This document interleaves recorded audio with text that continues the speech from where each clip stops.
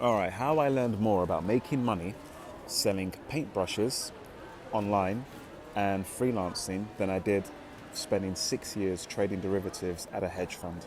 Okay, so I left my job at a hedge fund a couple of years back to start up an e-commerce business. So I'll go into the reasons why in a separate video. So I had an e-commerce business that I ran for 2 years selling paintbrushes online, and I then moved into becoming a freelance consultant as well. So let's get straight into it. The most important thing I learned when it comes to making money that I didn't learn in a hedge fund is the importance of knowing how to sell. Knowing how to sell a product, knowing how to sell a service. When I started my paints business, I initially thought, well, people like paint, people want paint, I'm just going to sell paint. My sales were abysmal, and I was in a really critical point where I just wasn't making any money. I started really digging into my sales, looking at my customer emails, getting feedback, and I started to get a good idea of the typical profile for my customer.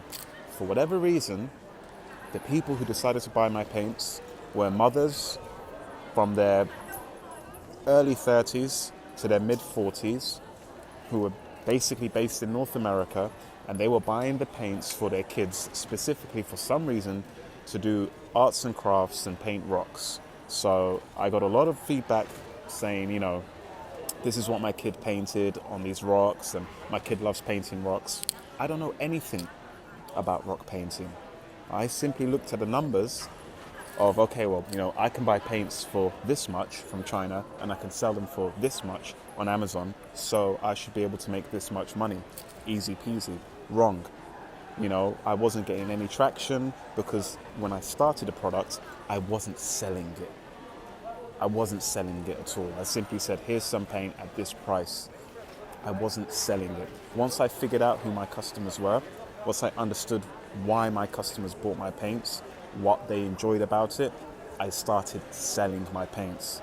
I reworked my entire listings on my Amazon and my Shopify to say paints for rock painting. I started adding pictures, of kids painting rocks. I geared it towards my customers. Say, hey, if you're looking to buy paints for rock painting, for activities, here. I started positioning a product specifically for that market. And guess what? My sales started to grow. So that was the first kind of key learning here. Selling is a simple formula. You've got to demonstrate that you can provide enough value versus the price that someone has to pay. It's a formula, okay? If the value is greater than the price you're charging, if the value is significantly greater than the price you're charging, you will sell. Cannot stress that enough, how important it is. The value bit, okay, so the easy bit is figuring out the price. That's the easy bit. The tough bit is the value proposition. It's figuring out how you're going to position the value. What value are you delivering? When I was selling paints, I identified who my customers were. I identified why they wanted paints, what they used from it, the joy they got from it. It was about the family time, the time they got to spend with their kids doing something fun. That was priceless to them. So I had to focus on that, my value proposition for the paints. When I was a freelancer and started selling my skills, I came out of a hedge fund with a bunch of different skill sets, and I had to figure out, which type of clients would value these skill sets. I nailed down a few clients for specific, I said, all right, I've got Python skills, SQL skills, Power BI, analytics.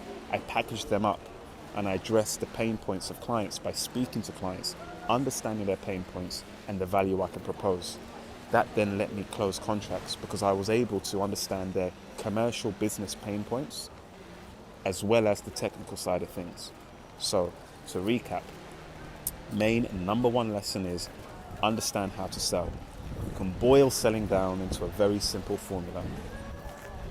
Demonstrated value greater than the price charged equals a sale to an interested person. So, understand the value proposition in whatever it is that you're doing. Understand why the customer needs your product or needs your service. If it's enjoyment or if it solves a problem, focus on that. Then you price it accordingly.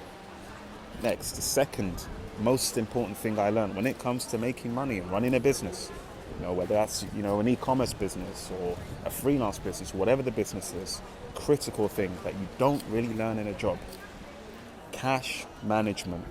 Cash management is absolutely critical. Step one is making sales. But it's no good making sales if you've got more cash coming out of the door than you have coming in. You will eventually die. Cash management is absolutely critical to keeping your business running. Again, can't stress this enough. Understanding how to manage your costs, your expenses in cash. Always having cash on hand to take advantage of things. When you're turning cash, when you're reinvesting your cash, turning it into capital to make it work for you, it's a balancing game. On one end of the scale, you've got cash that you use for your immediate costs, right? The other end of the scale is capital. Cash reinvested turns into capital. Capital is dollars deployed to work for you while you sleep. If that's investing in assets, okay, whatever those assets are what's going to get you rich.